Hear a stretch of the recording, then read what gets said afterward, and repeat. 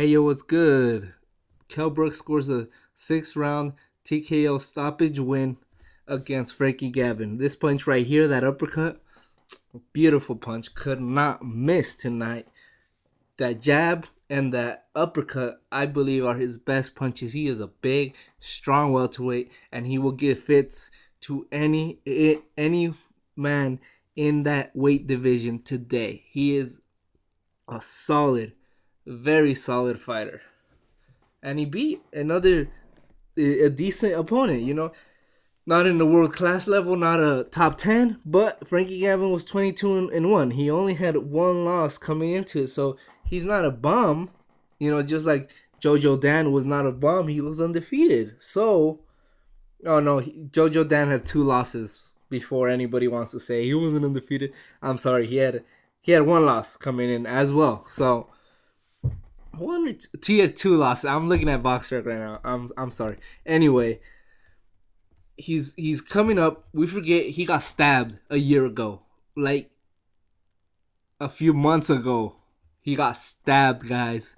He was gonna die. He was saying he would never walk again. So, is this really soft opposition? Yes, because he's a world champion and he's a very good fighter. But one in Jojo Dan was a mandatory, and this guy's a good fighter from England. He's making a showcase fight in England once again, and he beat him impressively. He knocked him out. That's what you're supposed to do with fighters like this when you're on the world class level. He's impressing. He's doing nothing but impressing. He's a very good fighter, good footwork, puts his hands well, and goes for the kill. In the sixth round, he hit Frankie Gavin with the right hand that had him folded. I thought the referee was gonna stop it there because he was sort of turned his back on Kell Brook. He folded like almost all the way, but Kell Brook pushed him into the ropes and then landed a barrage of shots that ultimately stopped the fight. Yeah, I'm impressed by Kell Brook, but the opposition isn't all that. I'm not gonna lie and say that Frankie Gavin is a world class fighter like a Sean Porter, but this is how you're supposed to handle a fighter like Frankie Gavin. This is how you're supposed to beat him. But I want to say one thing, Kell Brook, I don't want to see you fighting any more Frankie Gavins, any more Jojo Dans, unless it's your mandatory. Then you could fight your mandatories. That's nothing wrong with that. But I don't want to see any more Frankie Gavins. No more like in-country rivalries like this. No more people from England that aren't world class. I want to see you fighting Amir Khan, who he didn't even want to call out. Like, the interview was like, you want to call out Khan? And Kell Brook's like, man, honestly, it's getting boring calling out Khan. He's not going to fight me. It's getting boring. And that's what I like to hear. Because Khan, he doesn't want to fight you, obviously. So why stall your career like Khan is stalling his career in wanting to fight Mayweather? So, Kell Brook, I'm glad you stopped calling out Mayweather. You stopped calling out Khan like that, and I hope you could focus on the big picture, on the welterweight picture. Eddie Hearn was talking about, he's promoter of the year in my book, by the way. Eddie Hearn was talking about like Brandon Rios, Keith Thurman, Bradley. Let's do it. Besides Brandon Rios, the other guys have good names.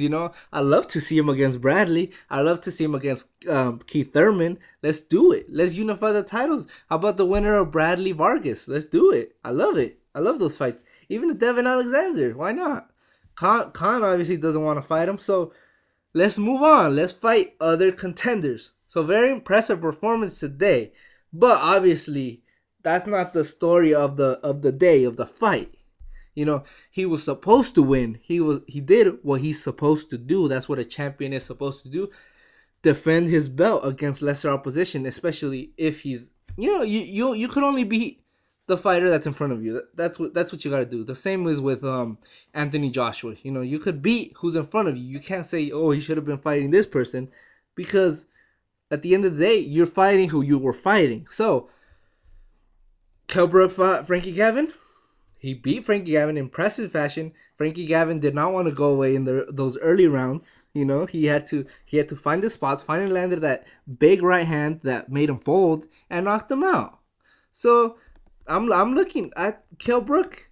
He has a bright future. I want to see him fight these big names. I want to see him fight Keith Thurman. That's a fight I want to see. Or a rematch with Sean Porter. I'm big on Sean Porter. Talking about Manny Pacquiao. Yeah, let's do it. Marcos Maidana, Robert Guerrero. Not Guerrero because he's coming off a loss. But I say the top five. Even Mayweather. Let's do it. A Mayweather, Pacquiao. I'm looking at the top five in the ring. Champion Mayweather. Number 1 is Kell Brook. 2, Manny Pacquiao. 3, Amir Khan. 4, Tim Bradley. And 5, Keith Thurman. Let's do those fights. I love every single one of those fights. They're good fights for Kell Brook. And he has a good chance at winning each fight. Maybe except for a Mayweather fight that I just don't see anybody at welterweight beating him. So, yeah, very impressive performance, but let's step it up. Let's step it up, man. Come on. Let's step up the competition. I like that you're staying active, but let's step it up a notch, you know? No more domestic rivalries like this. All right, everybody. Thanks for watching. Who do you think Kell Brook should fight next? Please leave your comment and don't forget to subscribe. Peace.